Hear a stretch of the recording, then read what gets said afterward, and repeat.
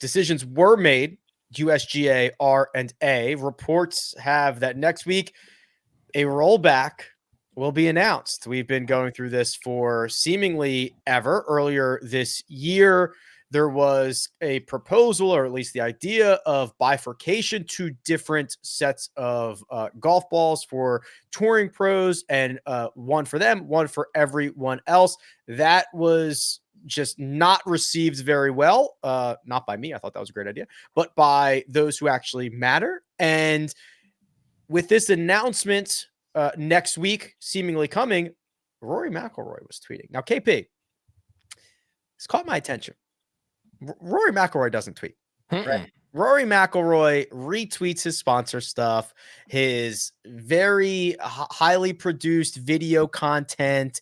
He says things like, "Hey, was great to see y'all out there. It's awesome." He does not tweet opinion very often. Well, but he's not even the one tweeting the other stuff, right? It's somebody that's presumably, that's doing it for him. Yeah, he was fired up, and it's an interesting thing to kind of enter in on, right? Like to jump in for all the things. You can see the tweet here, for all the things that have happened over the last 2 years. I thought it was interesting that this is the thing he kind of jumps back, and he kind of jumped into the comments too. Did you read any of this? He's replying back and forth. So Michael Zisman, some random guy who tweets at him with 101 followers, he's right back at it. Old Duffer is looking for clarification. You know who's giving you clarification in the comments? Rory McIlroy, the number 2 player in the world. He's engaging with the people. He's Rory McIlroy replied to your tweet. What? Yeah. I mean, there's just so many. I think the one thing I didn't understand about, I agreed with a lot of it. The thing that I didn't understand was the last sentence, Rick. And he said bifurcation was the logical answer for everyone. But yet again, in this game, money talks. And I don't know that he's wrong. I just don't know what the reference is when he says money talks. Can I tell you what I think it is? Sure. I'd love for you to. I'm going to take off my cap and put on my conspiracy. Put on the tinfoil, Rick. Because I think that line is very, very important. I have never been now more convinced that Jon Rahm is going to live. So because of that final line from Rory McIlroy. And this is what I think happened. Rory McIlroy is venting on Twitter. Rory McIlroy is looking for something to get fired up about. He cannot go out and say, "Oh, Jon Rahm's going to live. This is BS. I put myself out there for 2 years."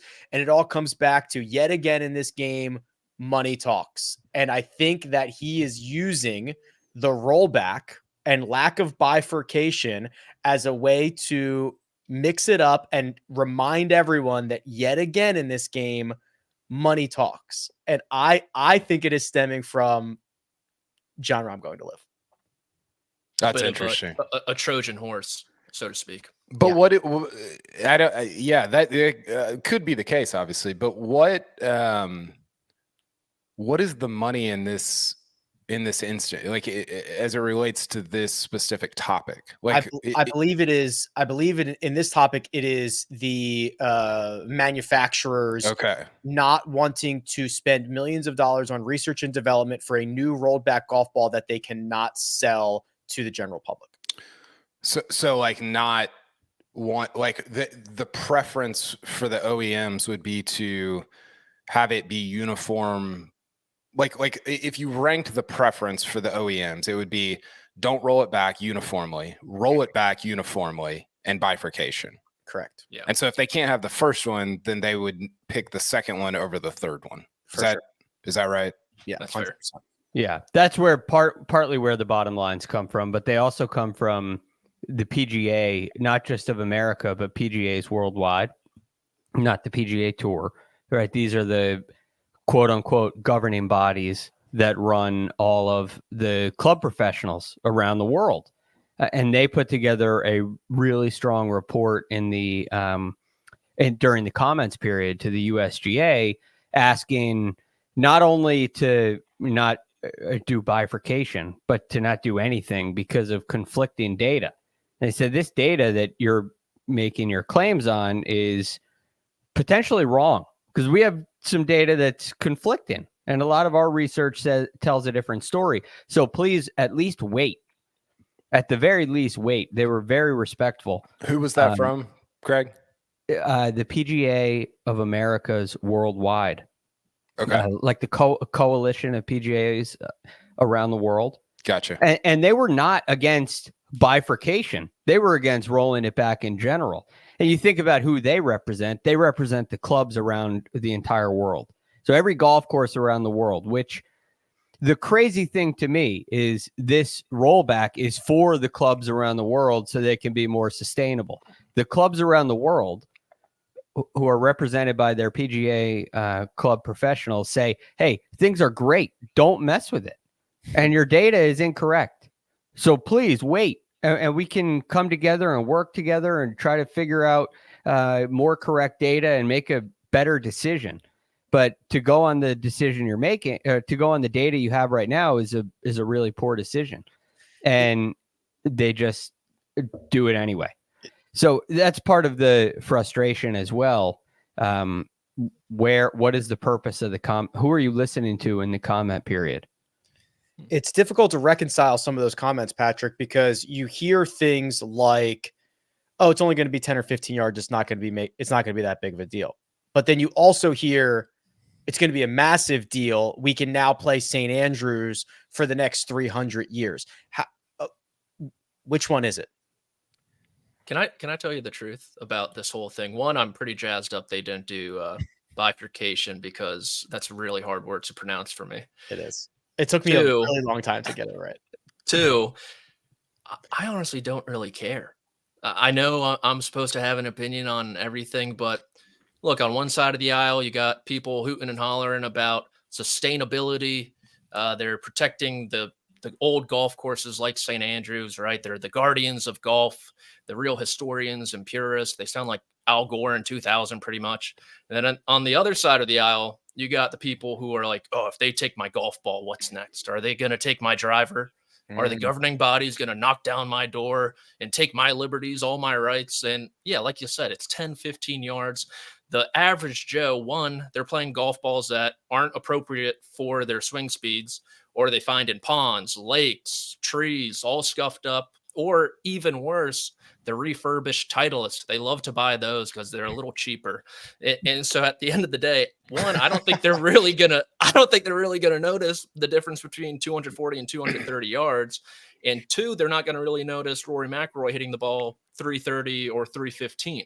So it's all relative to me. I don't really care. Give me a ball, I'll play it, and let's just, move forward. Yeah, I guess I'm a little bit with Patrick. I care more about, I wrote about this back in whenever it came out, March, like just the idea of, do you want to keep going to St. Andrews? And if you don't, then fine. Like you don't have to want that, but if you do, then you sort of have to be in favor of some type of, pumping the brakes on distance, whether it's through the golf ball or through the drive. There's a number of different ways you could get to it. And I guess if uniform rollback gets me to getting to keep going to St. Andrews and going to Marion and going to different places that, at the professional level, then fine. Like I'll not hit the ball 7 yards. I'll hit drive 7 yards less than I do right now. I don't really care that much about that. I guess I would prefer bifurcation just for my own sake in playing, but I don't, it's not like a huge loss to me because I do think it at least like puts some guardrails up at the professional level, which is the part that I pay attention to and probably care about the most. That's a selfish point of view, though. Like that's specifically my point of view. I think it's actually not a selfish point of view because you'd be willing to give up 7 yards for the pros to continue to go to St. Andrews. Yeah, but I care on your sword. But I'm saying I care more about covering Like I care more about going to St. Andrews than I do about hitting a drive. Yeah.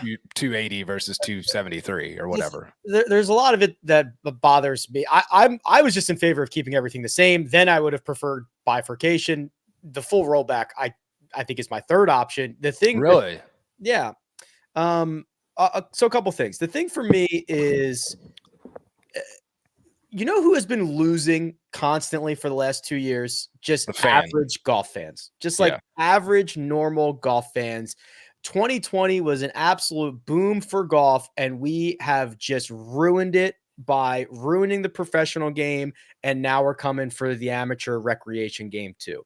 It is so like, you know, what do they say? Don't look a gift horse in the mouth. It is just so insane how we are shooting ourselves in the foot time and time again. The thing that I think about, you know, going to some of these courses, Greg, whether it's St. Andrews or Marion, just shoot 30 under. I don't care.